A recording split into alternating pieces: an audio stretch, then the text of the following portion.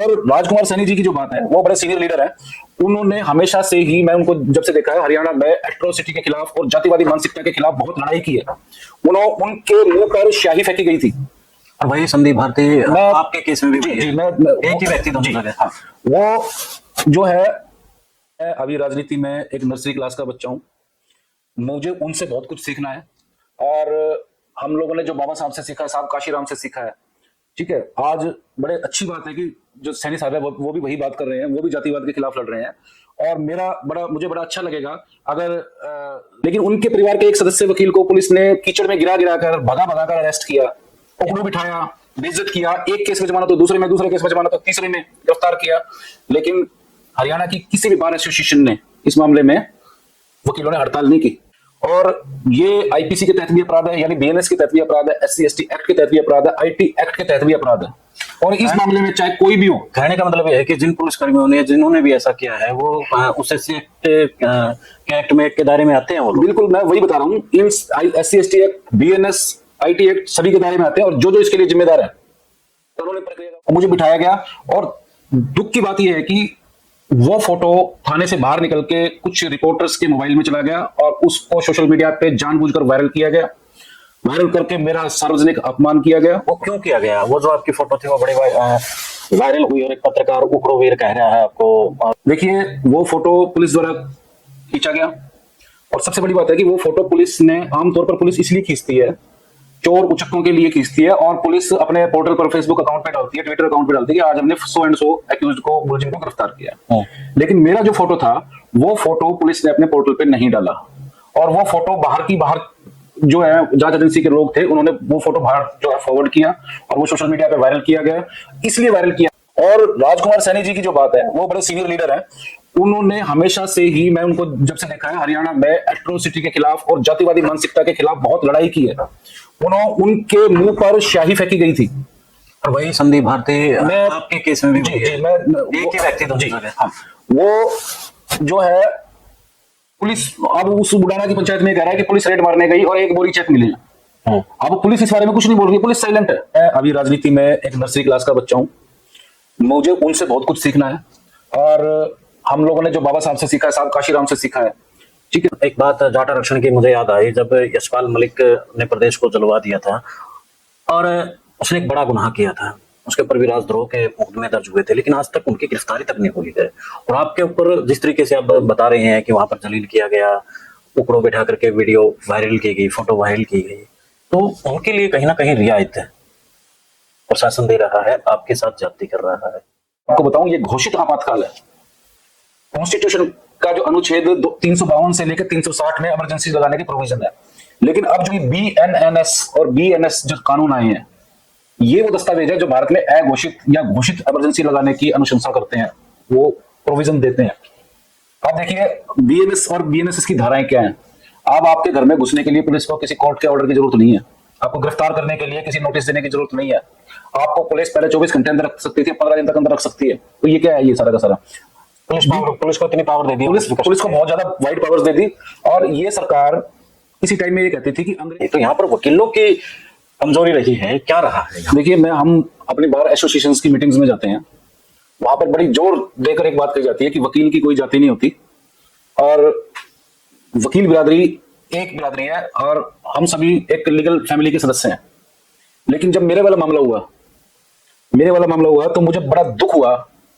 और मैं रोया तो नहीं, लेकिन मुझे अंदर से इतना खुद पर और समाज पर और अपने वकील बिरादरी पर इतना गुस्सा आया कि आमतौर पे वकीलों में एक परंपरा है, किसी वकील के खिलाफ मुकदमा है कोर्ट में, तो हम लोगों में इतनी समझ है कि उस वकील के खिलाफ कोर्ट में कोई वकील दूसरी पार्टी का वकील बन के नहीं आएगा।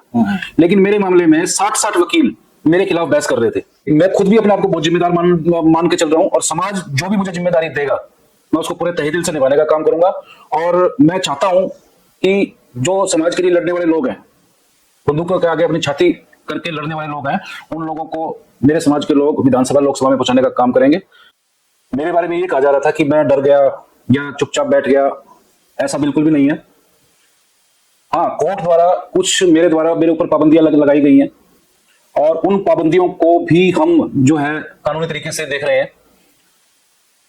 और अगर मेरे साथ जो भी हुआ उसको देख के मेरे जो साथी एक्टिविस्ट हैं या जो मेरे साथी वकील हैं, उनको बिल्कुल भी घबराने की जरूरत नहीं है। आपका भाई आपके बीच में खड़ा है और आप साहब भीमराव अंबेडकर ने उनको इसलिए पावर दी थी कि वो समाज का भला कर सके। कि मैं एक हरियाणा की पर्टिकुलर कम्युनिटी के खिलाफ हूं, जबकि ऐसा नहीं है। मैं अपने घर पर जांच एजेंसी के लोग 40-40 की संख्या में 6-7 गाड़ियों में भर के गए और मुझे गिरफ्तार करने के लिए पुलिस की गाड़ियां गई, सिविल वर्दी में गई। मुझे बार बार ये जताया गया स्टेट द्वारा कि you belongs to a lower caste, तुम नीची जाति से ताल्लुक रखते हो। समाज का बुद्धिजीवी वर्ग है, पढ़े लिखे लोग हैं, आईएएस आईपीएस अधिकारी हैं और दिमागी रूप से, आर्थिक रूप से, सामाजिक रूप से संपन्न लोग हैं। उन लोगों में भी आज उन लोगों के दिमागों में भी जाति का जहर घूम रहा है।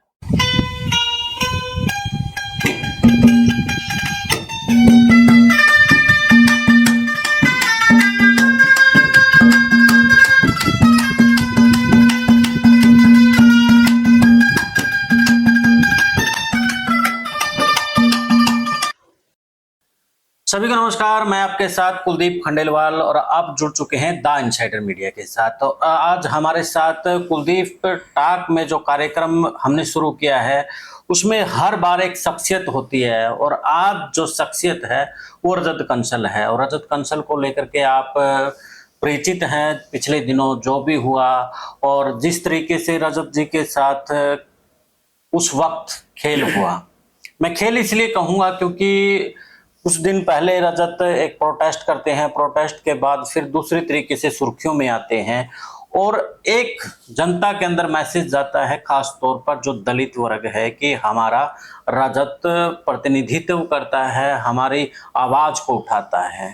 तो कहीं ना कहीं एक राजनीतिक गूंज भी उठती है कि रजत को क्यों न राजनीति में आना चाहिए। तो रजत कंसल आज हमारे साथ है, रजत से जानेंगे इस बीच जो भी आवाजें उठी हैं वो आवाज उठी हैं, उन आवाजों के साथ रजत अब भी क्या वो आवाज बनकर चलेंगे या फिर नहीं चलेंगे। तो रजत जी सबसे पहले स्वागत है आपका। Thank you very much Kuldeep ji. तो रजत जी जो हुआ उस पर ना जा करके हम आज पॉडकास्ट में यही हमारा सब्जेक्ट रहेगा कि लोग एक उम्मीद लगाए बैठे हैं। पिछले दिनों मैं भी एक जो फिल्म आई थी भीम, उसको देख रहा था, उसमें एक वकील का किरदार होता है और वो जो दलित वर्ग है या फिर वंचित वर्ग है उनकी आवाज उठाता है। कहीं ना कहीं वही जो ओरा है, वही जो एक जो सिस्टम से टकराने वाला चेहरा है, रजत कंसल नजर आता है उसमें। और दूसरी तरफ जब ये खेल होता है पुलिस प्रशासन और रजत कंसल के बीच में, फिर एक आवाज दलित वर्ग से भी आती है कि अब तक जो राजनीति में जो लोग हैं वो लोग ठीक है, हम अब तक उनको बरत रहे हैं, लेकिन वो बात नहीं है जो रजत में है। तो क्या कहेंगे आप?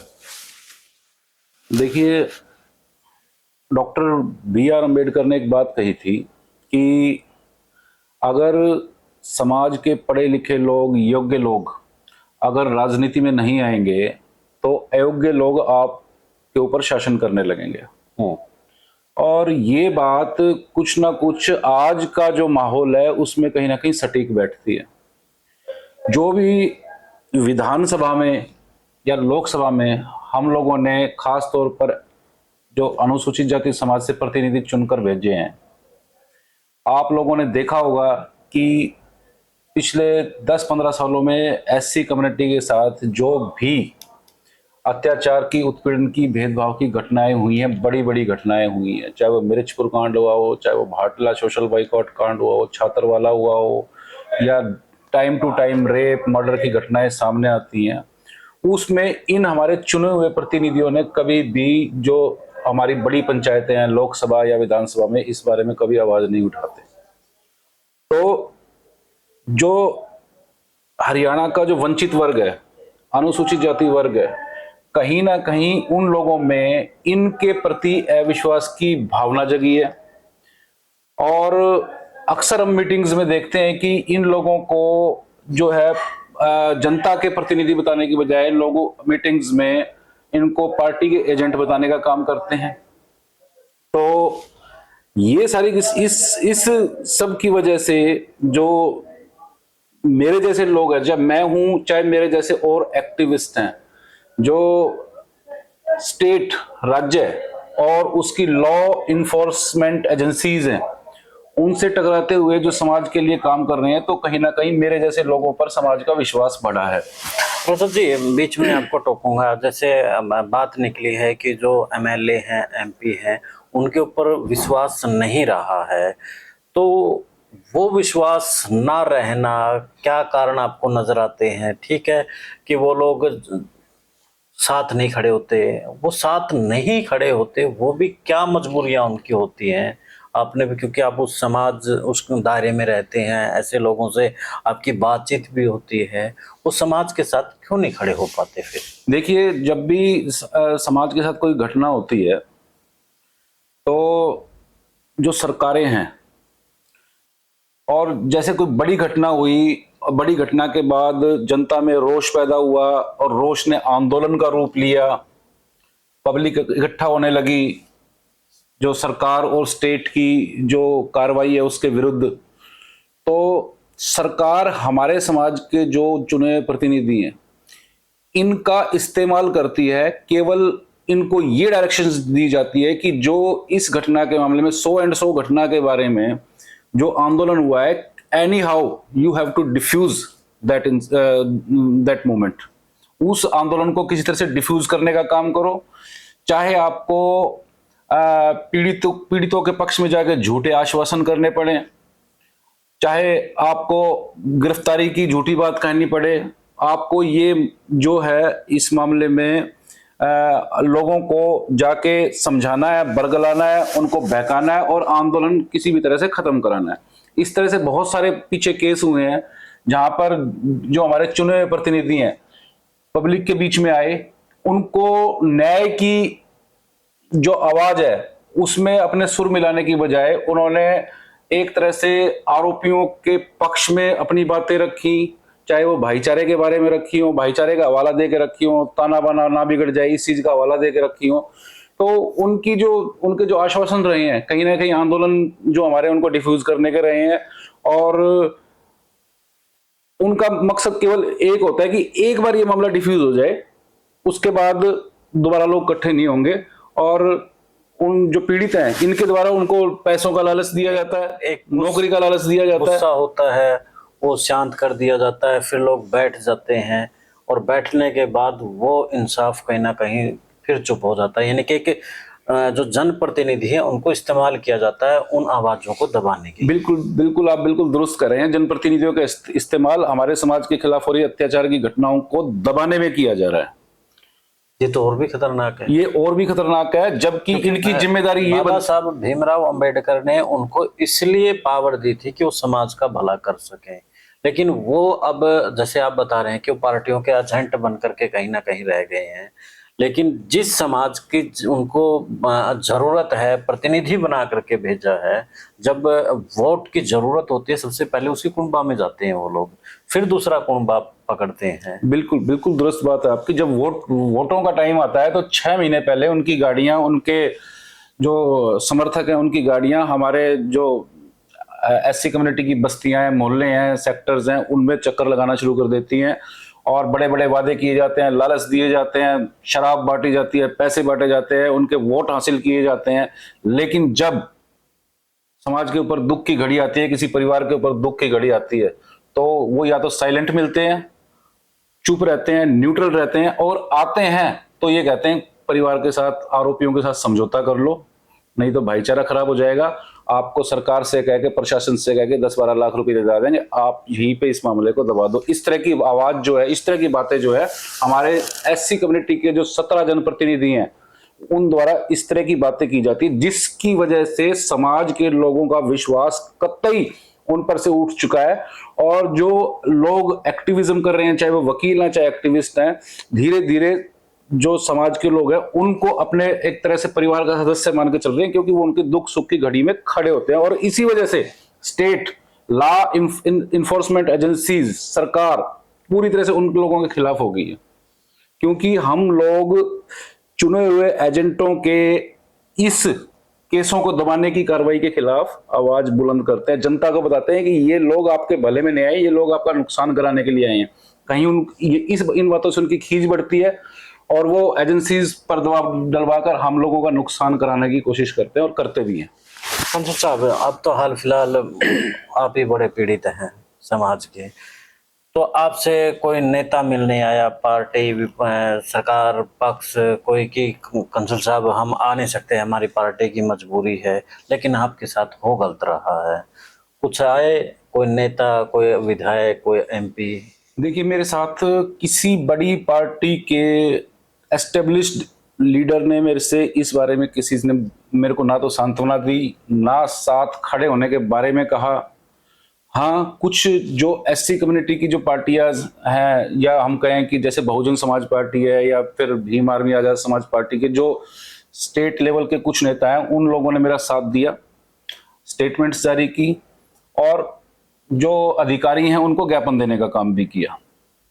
तो मकसद, इसके पीछे जो कारण है, जो बड़ी पार्टियां हैं उनको केवल एक बात का डर लगता है, अगर रजत के साथ जो इस तरह की उत्पीड़न की घटनाएं हुई हैं, अगर आप रजत के पक्ष में स्टेटमेंट दोगे, रजत के पक्ष में ज्ञापन दोगे, तो एक बड़ी कम्युनिटी का वोट बैंक कहीं आपसे छिटक ना जाए। क्योंकि मेरे को इस तरह से प्रोजेक्ट किया जा रहा है कि मैं एक हरियाणा की पर्टिकुलर कम्युनिटी के खिलाफ हूं, जबकि ऐसा नहीं है। मैं आपके सामने, मीडिया के सामने स्पष्ट कर देना चाहता हूं कि हम लोग जाति की मानसिकता रखने वाले अपराधियों के खिलाफ हैं, किसी पर्टिकुलर कम्युनिटी के खिलाफ नहीं है। और वो अपराधी किसी भी कम्युनिटी में हो सकते हैं।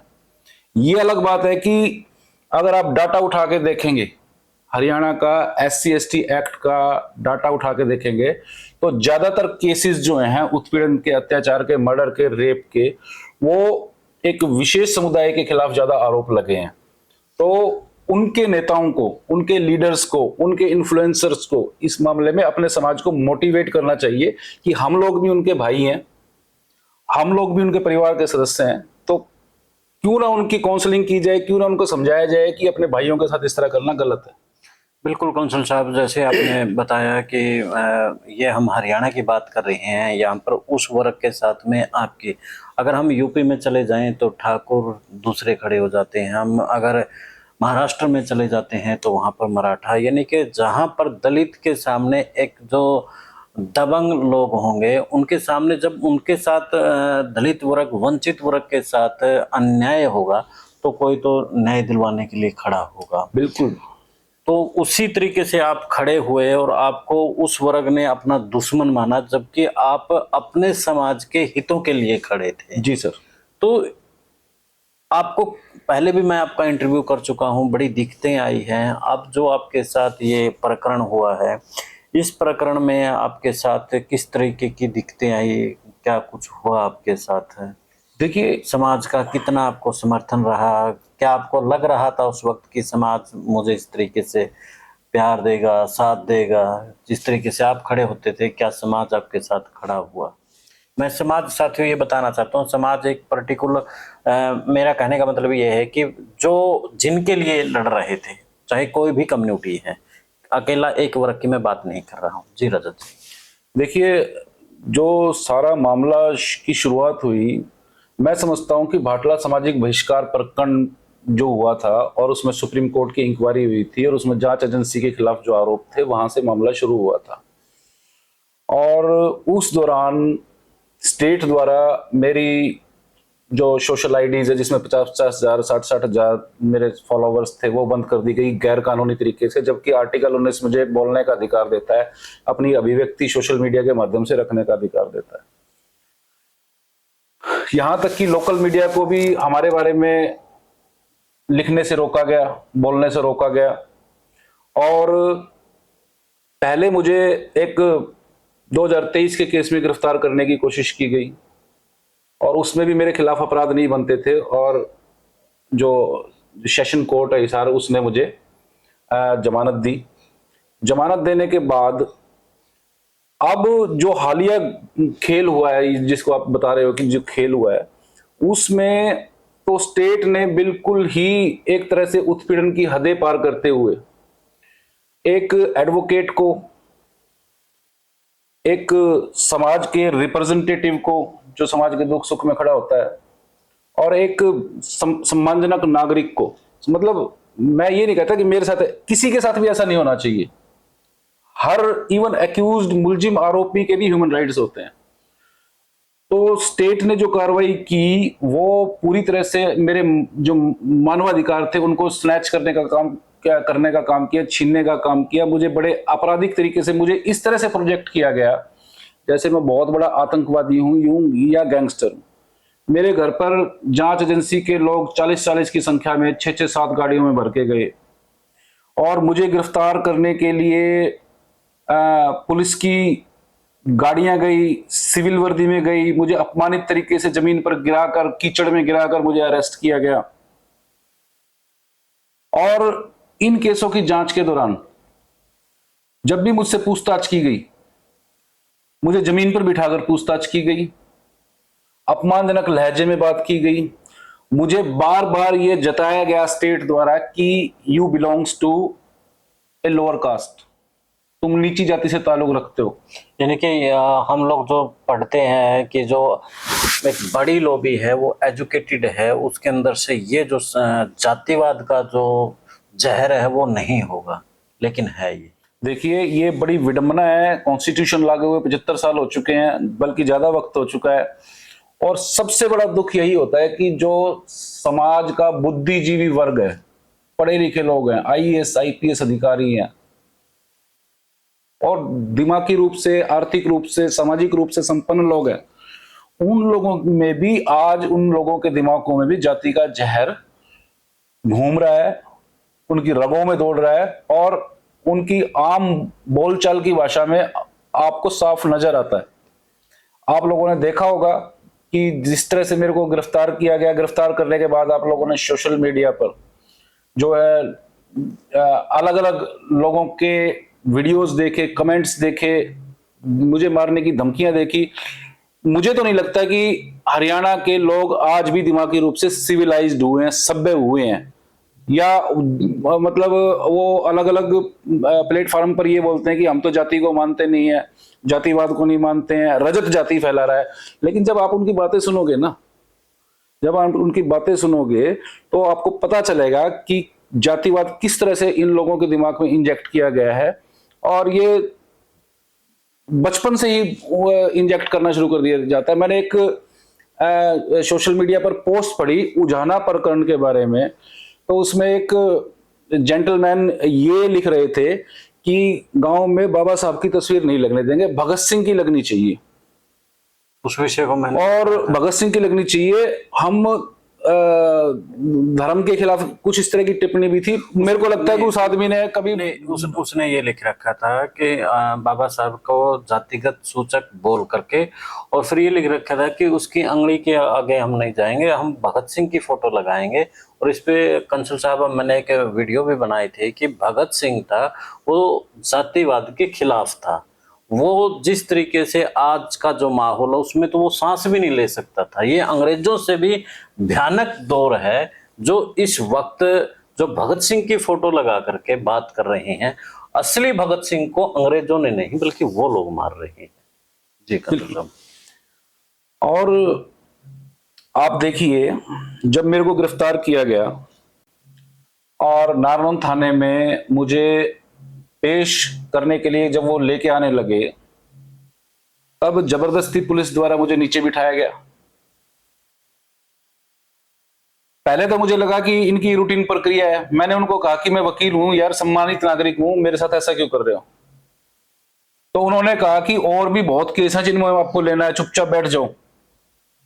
और मुझे बिठाया गया। और दुख की बात यह है कि वो फोटो थाने से बाहर निकल के कुछ रिपोर्टर्स के मोबाइल में चला गया और उसको सोशल मीडिया पे जानबूझकर वायरल किया गया। वायरल करके मेरा सार्वजनिक अपमान किया गया। वो क्यों किया गया? वो जो आपकी फोटो थी वो बड़ी वायरल हुई और एक पत्रकार उकड़ू वीर कह रहा है आपको, और दूसरे भी जो आपके खिलाफ प्रोटेस्ट कर रहे थे, संदीप भारती हैं, उन्होंने भी उस फोटो को खूब वायरल किया। क्या प्रकरण था वो? देखिए, वो फोटो पुलिस द्वारा खींचा गया और सबसे बड़ी बात है कि वो फोटो पुलिस ने, आमतौर पर पुलिस इसलिए खींचती है चोर उचक्कों के लिए खींचती है और पुलिस अपने पोर्टल पर फेसबुक अकाउंट पे डालती है, ट्विटर अकाउंट पे डालती है कि आज हमने सो एंड सो एक्यूज्ड को, मुलजिम को गिरफ्तार किया है। लेकिन मेरा जो फोटो था वो फोटो पुलिस ने अपने पोर्टल पे नहीं डाला, और वो फोटो बाहर जो है जांच एजेंसी के लोग थे, उन्होंने वो फोटो बाहर जो है फॉरवर्ड किया और वो सोशल मीडिया पे वायरल किया गया। इसलिए वायरल किया गया कि एक विशेष जो आपराधिक मानसिकता के जातिवादी लोग थे उनको खुश किया जा सके, और वो लोग खुश हुए, उन्होंने तालियां बजाई कि बहुत अच्छा किया पुलिस ने। और मैं आपको ये बताऊं कि ये रजत कलसन को उकड़ू नहीं बिठाया उन्होंने, ये पूरी एससी कम्युनिटी को उकड़ू बिठाने का काम किया। और इस बात से पूरे एससी समाज में इतना जबरदस्त गुस्सा था, इतना गुस्सा तो और किसी घटना पे कभी नहीं मैंने महसूस किया। और जब कांग्रेस पार्टी की जो सीनियर लीडर है शैलजा को भी नारनौंद में किसी व्यक्ति ने जाति सूचक शब्द से बोला था, उस टाइम भी लोगों को में इतना गुस्सा नहीं था जितना मेरे को इन्होंने, जो जांच एजेंसी ने जिस तरह से ट्रीट किया और जिस तरह से फोटो वायरल की, तब लोगों को गुस्सा आया। कंसल साहब, मैं वकील तो नहीं हूँ, लेकिन थोड़ा सा ये समझना चाहूँगा कि जिस तरीके से आपको उकड़ू बिठाया गया, वो प्रोसेस आपने जैसे बता दिया है कि वो चोर उचक्कों के लिए है, अब आपको बिठाया है, तो इस बात को लेकर के कोई न्याय पाने के लिए आप कुछ करेंगे इस मामले में? क्या कुछ हो सकता है ऐसे पुलिस वालों के खिलाफ? है, देखिए, मेरे साथ जो हुआ है, मेरे साथ अन्याय हुआ है। एक अनुसूचित जाति का वकील होने के चलते मेरी बेइज्जती की गई है, एक अनुसूचित जाति का एक्टिविस्ट होने के चलते मुझे बेइज्जत किया गया है, एक अनुसूचित जाति का लीडर होने के चलते, रिप्रेजेंटेटिव होने के चलते मुझे बेइज्जत किया गया है। मकसद केवल यह है कि पीड़ितों की आवाज उठाने वाला कोई ना हो। और ये आईपीसी के तहत भी अपराध है, यानी बीएनएस के तहत भी अपराध है, एससी एसटी एक्ट के तहत भी अपराध है, आईटी एक्ट के तहत भी अपराध है। और इस मामले में चाहे कोई भी हो, कहने का मतलब यह है कि जिन पुलिसकर्मियों ने, जिन्होंने भी ऐसा किया है, वो उस एससी एक्ट के एक्ट में के दायरे में आते हैं वो लोग। बिल्कुल, मैं वही बता रहा हूं, इन SC ST act, BNS, IT act सभी के दायरे में आते हैं, और जो जो इसके लिए जिम्मेदार हैं कानूनी प्रक्रिया का उन लोगों को सामना करना पड़ेगा। तो फिर उसी बात पे आते हैं कंसल साहब, पॉलिटिकल के तौर पर जिस तरीके से आपको लोगों ने देखा, जो मैंने अपनी भूमिका में भी रखा था, और उसके बाद राजकुमार सैनी से भी मेरे कार्यक्रम में बातचीत हुई, तो उन्होंने भी कहा कि एक नई राजनीति यहाँ पर हो सकती है एससी और ओबीसी को लेकर के, और रजत के साथ मेरा प्रयास रहेगा। तो आपका कैसा रहेगा प्रयास, क्या कुछ रहेगा? देखिए, हरियाणा में इस समय जो राजनीति है, इस समय पॉलिटिकल जो एनालिस्ट हैं वो कुछ भी मानते हो, लेकिन मेरा ये मानना है कि इस समय हरियाणा में दो ग्रुप चल रहे हैं। एक तो वो लोग ग्रुप चल रहा है जो जाति को मानता है, जातिवाद को अप्लाई करना चाहता है, और जाति के आधार पर एट्रोसिटी भी करना चाहता है और खुद को जस्टिफाई भी करना चाहता है। और दूसरा ग्रुप वो है जो जातिवाद को नहीं मानता, और मुख्य रूप से वो जो ग्रुप है वो पीड़ित समाज है। हरियाणा में ये लड़ाई चल रही है। अब ये देखना है कि स्टेट किसकी मदद कर रहा है, राज्य किसकी मदद कर रहा है, एजेंसीज किसकी मदद कर रही हैं। और राजकुमार सैनी जी की जो बात है, वो बड़े सीनियर लीडर हैं, उन्होंने हमेशा से ही, मैं उनको जब से देखा है, हरियाणा में एट्रोसिटी के खिलाफ और जातिवादी मानसिकता के खिलाफ बहुत लड़ाई की है। उनके मुंह पर स्याही फेंकी गई थी। और वही संदीप भारती आपके केस में भी जी, मैं एक ही व्यक्ति दोनों जगह। हाँ, वो जो है, उन्होंने, सैनी साहब ने बहुत अपमान सहे हैं। यानी कि एक पर्टिकुलर कम्युनिटी के जो मीटिंग्स होती थी उसमें भी उनको बड़ा गंदी गंदी भाषा करके उनको टारगेट किया जाता था।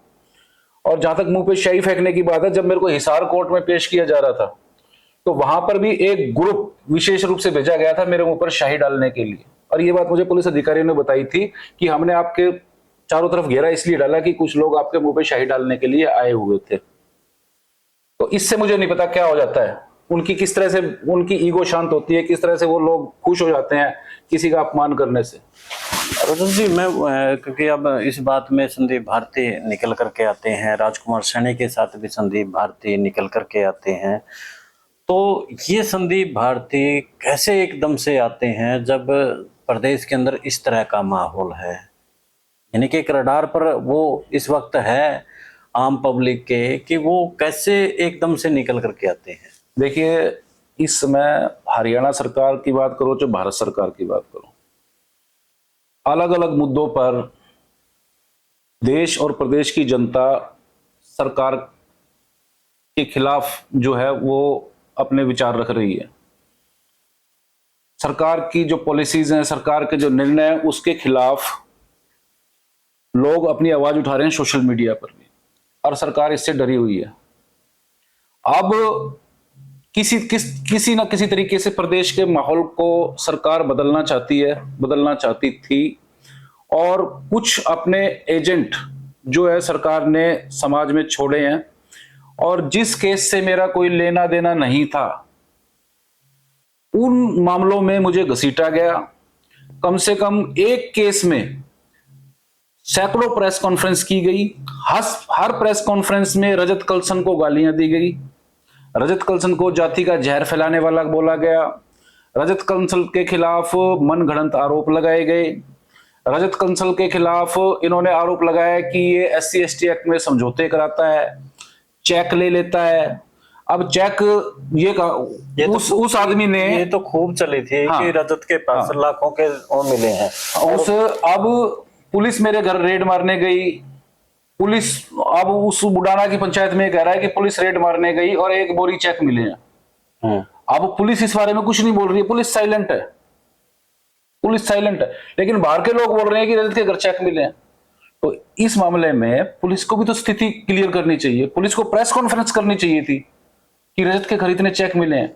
क्या आपको लगता है कि जो जांच एजेंसी है मेरे खिलाफ इतने सबूत मिलने के बाद मुझे जेल से बाहर आ जाने देगी? केवल एक प्रोपेगेंडा चलाया गया, और ये जो पंचायतें हुई इसमें हरियाणा के विशेष वर्ग के बहुत सारे लीडर्स सामने जो शामिल हुए, मुझे समाज का दुश्मन बताया गया, यहां तक कि मुझे इनडायरेक्ट तरह से थ्रेट किया गया, और लोगों से अपील की गई इस तरह के लोगों को दुनिया में रहना ही नहीं चाहिए। एक जेंटलमैन ने तो अपनी स्पीच में ये कहा कि रावण को मारने के लिए तो एक राम पैदा हुआ था, और रजत कलसन जैसे रावण को मारने के लिए तो हमारे 1000 राम तैयार है। अच्छा, यहां तक बात आई। मुझे 1.5 कोटी का आदमी कहा गया, पंचायतों में। इस बारे में हमने लगातार कंप्लेंट्स की, लेकिन कोई कार्रवाई नहीं हुई। ये जो कार्रवाई नहीं हुई, इससे फिर कहीं ना कहीं हमको महसूस हुआ कभी ये जो लोग हैं सरकार द्वारा स्पॉन्सर्ड तो नहीं है। ये जो लोग हैं कभी जानबूझ के प्रदेश का माहौल खराब करने के लिए, प्रदेश की 2 प्रमुख कम्युनिटीज को पोलराइज्ड करने के लिए तो ये सारी एक्सरसाइज नहीं हो रही। तो जी, बीच में हमारी बात फिर वो सैनी साहब वाले रोकी थी कि वो एक बहुजन राजनीति की बात करते हैं, जिस तरीके से कांसीराम एक नई राजनीति उस वक्त लेकर के आते हैं जब हालात यही थे।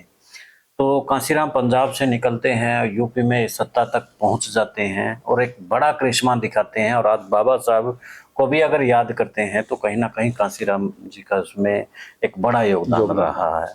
तो हाल फिलहाल की जो स्थिति है वही स्थिति कहीं ना कहीं नजर आ रही है, और कई बार प्राकृतिक भी अपना खेल खेलती है। तो एक जो अलग धुरी सैनी और कंसल के बीच में SC और OBC को लेकर के नजर आ रही है, इस पर आप क्या कहेंगे? थोड़ा सा देखिए, सैनी साहब ने भी कह दिया नहीं कि प्रयास सफल होंगे। जी, सैनी साहब मंजे हुए राजनीतिज्ञ हैं, उन्हें हरियाणा की राजनीति की समझ है, और मैं अभी राजनीति में एक नर्सरी क्लास का बच्चा हूं, मुझे उनसे बहुत कुछ सीखना है। और हम लोगों ने जो बाबा साहब से सीखा है, साहब काशीराम से सीखा है, ठीक है, आज बड़े अच्छी बात है कि जो सैनी साहब है वो भी वही बात कर रहे हैं, वो भी जातिवाद के खिलाफ लड़ रहे हैं, और मुझे बड़ा अच्छा लगेगा अगर सैनी साहब मेरे गुरु बन जाएं, मुझे राजनीति के बारे में बताएं। मैं चाहता हूं कि मेरे जैसे लोग राजनीति में, मैं खुद राजनीति में हूं, क्योंकि मैं अपने आप को बड़ा अपंग महसूस करता हूं जब मेरे समाज के साथ इतने बड़ी बड़ी अत्याचार की घटनाएं हो रही हैं और FIR तक दर्ज नहीं होती, आरोपी खुले घूमे रहते हैं, तो हम लोग चाहते हैं कि हम लोग इस लेवल पे पहुंचे, राजनीति के माध्यम से सत्ता में पहुंचे, और इस तरह के जो जातिवादी मानसिकता के गुंडे हैं उनको सलाखों के पीछे करने का, डालने का काम करें, उनको उल्टा लटका के पीटने का काम करें। हमारे लोगों को तो बिना कसूर होते हुए उल्टा लटका के पीटा जाता है, कम से कम हम कसूरवार को तो उल्टा लटका के पीटने। तो कंसल साहब, एक बात जाट आरक्षण की मुझे याद आई जब यशपाल मलिक ने प्रदेश को जलवा दिया था और उसने एक बड़ा गुनाह किया था, उसके ऊपर भी राजद्रोह के मुकदमे दर्ज हुए थे, लेकिन आज तक उनकी गिरफ्तारी तक नहीं हुई है। और आपके ऊपर जिस तरीके से आप बता रहे हैं कि वहां पर जलील किया गया, उकड़ो बैठा करके वीडियो वायरल की गई, फोटो वायरल की गई, तो उनके लिए कहीं ना कहीं रियायत प्रशासन दे रहा है, आपके साथ ज्यादती कर रहा है, क्यों? उनका समाज एकजुट है, उनके समाज के जो ऑफिसर्स हैं वो अपने समाज की मदद करते हैं, चाहे वो पुलिस डिपार्टमेंट में हो, चाहे वो एडमिनिस्ट्रेशन में हो। उनके समाज के लीडर्स अलग अलग मत के होते हुए, अलग अलग विचारधारा के होते हुए भी अपने समाज के साथ खड़े होते हैं। और आप लोगों ने देखा होगा जब मेरे साथ इस तरह की अपमानित घटना हुई थी, गिरफ्तारी हुई थी, जाट कम्युनिटी का कोई भी व्यक्ति मेरे पक्ष में नहीं बोला, लेकिन मेरे समाज के कुछ लोग मेरे खिलाफ बोलते हुए नजर आए थे। जिस दिन एससी कम्युनिटी के लोग एकजुट हो जाएंगे, यूनाइट हो जाएंगे, तो फिर मुझे भी हाथ लगाने वाला कोई नहीं मिलेगा। आपको भी याद होगा यशपाल वाला मामला? मुझे अच्छी तरह मालूम है। उस आंदोलन में हरियाणा 3 दिन तक जला था।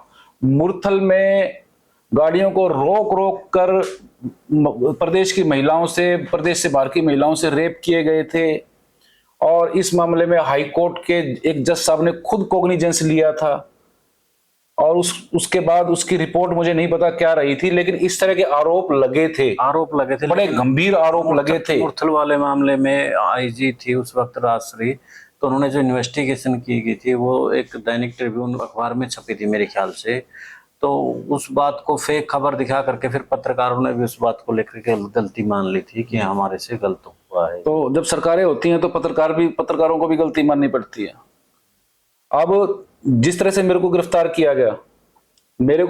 किया गया तो बाकायदा हिसार में पत्रकारों ने और सामाजिक नेताओं ने, सर्व समाज के सामाजिक नेताओं ने पुलिस के हक में जुलूस निकाला, मेरी गिरफ्तारी पर तालियां बजाई।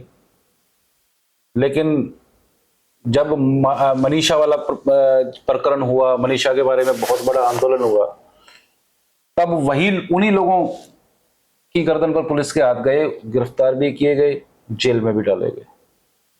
बहुत जगह ऐसे हुए जहां पुलिस ने उनको ऐसी धाराएं लगाई हैं, वो फिरेंगे चक्कर काट दे।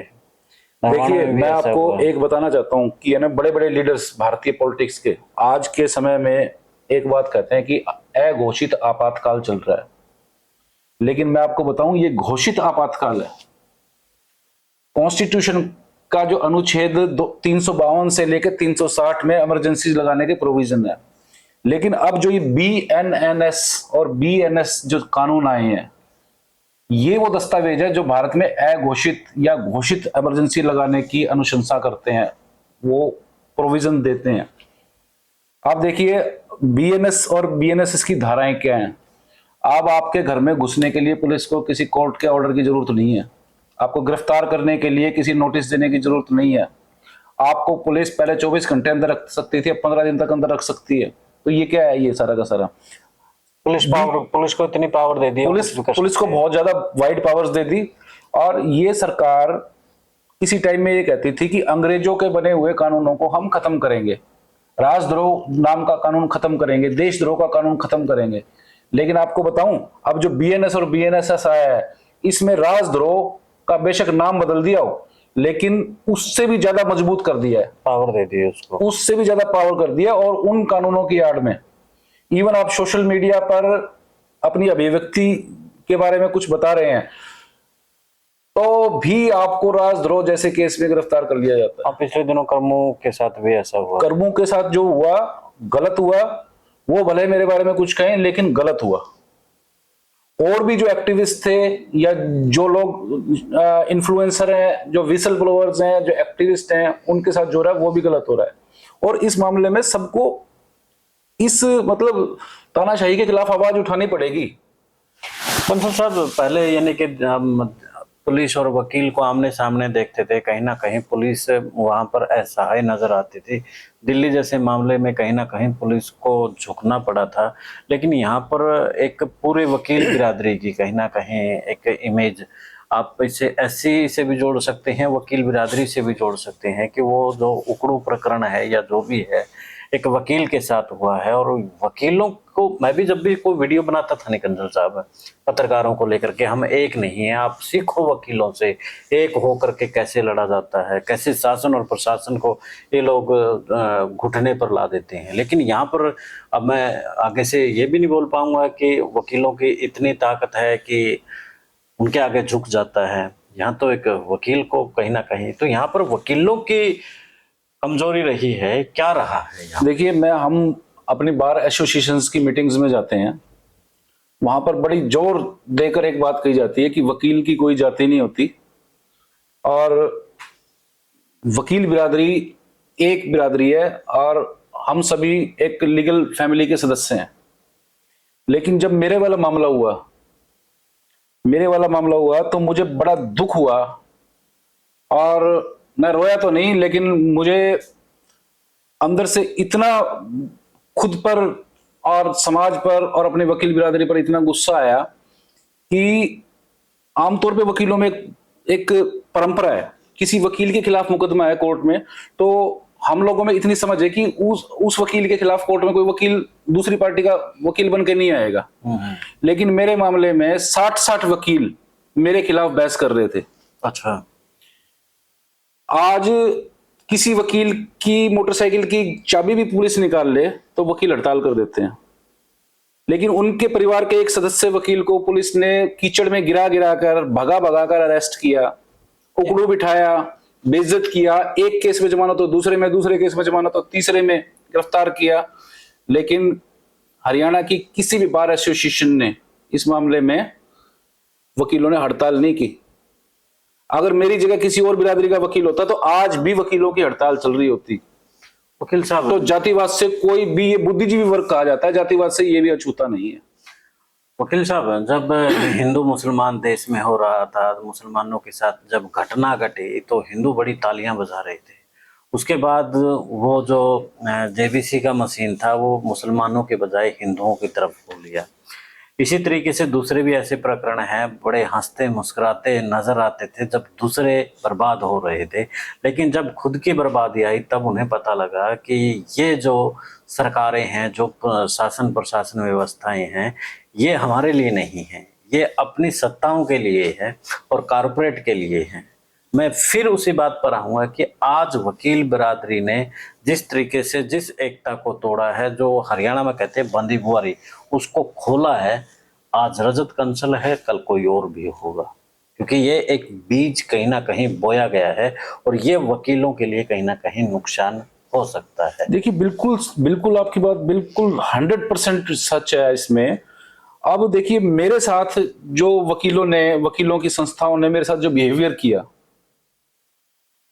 अब कल को वो दूसरे मामलों में किसी और वकील के साथ उसका विरोध उसके साथ कोई एफआईआर होती है या अरेस्ट होता है या उसके साथ बदतमीजी किसी डिपार्टमेंट द्वारा, पुलिस द्वारा की जाती है, तब वो अब हड़ताल का प्रपोजल रखेंगे, तब मैं या मेरे समाज के वकील, क्या लगता है आपको, उनकी उस हड़ताल का सपोर्ट करेंगे? और इस बात का जिम्मेदार कौन है? खुद वकील बिरादरी है। यानी कि हिसार से बोया बीज ये कहीं ना कहीं पूरे हरियाणा को नुकसान, बिल्कुल नुकसान करेगा, बिल्कुल नुकसान करेगा और बहुत नुकसान हो चुका है, बहुत नुकसान हो चुका है और आगे नुकसान ना हो इस बारे में प्रयास किए जाने चाहिए। प्रोफेसर जी, अंतिम आपसे यही चाहूंगा कि जिस तरीके से आपके साथ हुआ है, आपके समाज के लोगों को आपके साथ हमदर्दी है, हम जैसे जो एक्टिविस्ट हैं, इस वक्त पत्रकार हैं, उनको आपके साथ हमदर्दी है। फिर वही बात कहीं ना कहीं आ जाती है, जो एमपी एमएलएज हैं उनकी हमदर्दी छोड़िए, पूछना तक भी नहीं हुआ कि कैसे आपके साथ हाल हैं, तो क्या कुछ आने वाला समय में रजत कंसल को देख, यानी कि जो आम जनता है जिनको ये था कि रजत कंसल ही हमारा कुछ है, आने वाला समय में कैसा कंसल देखेंगे? देखिए, जब मेरी गिरफ्तारी हुई थी तो रात के 3 बजे नारनौल थाने के आगे 500 लोग खड़े हुए थे और पुलिस को फोर्स बुलानी पड़ी। जब मेरी कोर्टों में पेशी हुई तब पूरा समाज उमड़ गया था, पुलिस को वहां पे फोर्स लगानी पड़ी।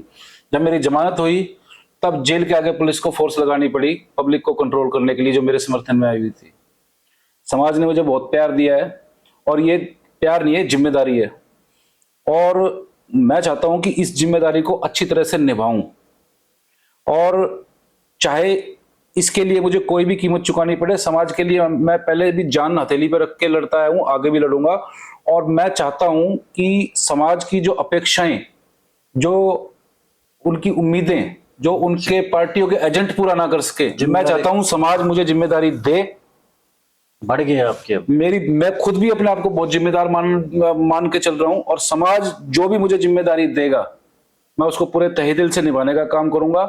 और मैं चाहता हूं कि जो समाज के लिए लड़ने वाले लोग हैं, बंदूकों के आगे अपनी छाती करके लड़ने वाले लोग हैं, उन लोगों को मेरे समाज के लोग विधानसभा लोकसभा में पहुंचाने का काम करेंगे और करें, ताकि हम लोग और ज्यादा पावरफुल होकर समाज की मदद करने का काम करें। कंसल साहब, हम उदाहरण देखें, चंद्रशेखर रावण है, मान्यवर कांसीराम है, बहन मायावती है, ऐसे बहुत से उदाहरण हैं। तमिलनाडु से भी 2-4 उदाहरण हैं।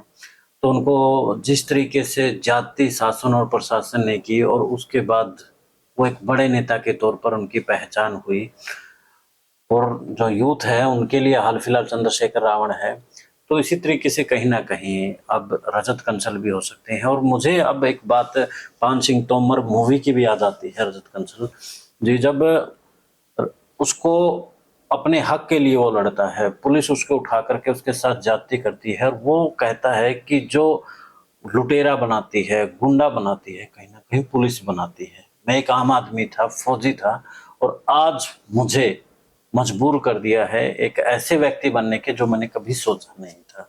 तो पुलिस के ऊपर एक बड़ी जिम्मेवारी रहती है आम जनता को लेकर, लेकिन पुलिस कहीं ना कहीं भूल जाती है, चाहे उसमें रजत कंसल है या फिर मेरे जैसे या फिर दूसरे पत्रकार या कोई भी एक्टिविस्ट है। मैं भी इन चीजों से कहीं ना कहीं कई बार निकला हूं, तो वो भूल जाती है इन बातों को कि हमारी एक इनकी सुरक्षा के लिए इनके टैक्स से हम पैसे ले रहे हैं। हम जो 1 महीने के बाद बड़ी आशा रहती है उनकी कि अब पेमेंट आएगी, तो वो इसी टैक्स से जाते हैं। उनके साथ जुल्म मत कीजिए, जाति मत कीजिए। तो और कुछ कहेंगे कंसल साहब? मैं आपके माध्यम से मेरे समाज के लोगों को एक ही संदेश देना चाहता हूं कि मेरे साथ जो भी हुआ, मेरे बारे में ये कहा जा रहा था कि मैं डर गया या चुपचाप बैठ गया, ऐसा बिल्कुल भी नहीं है।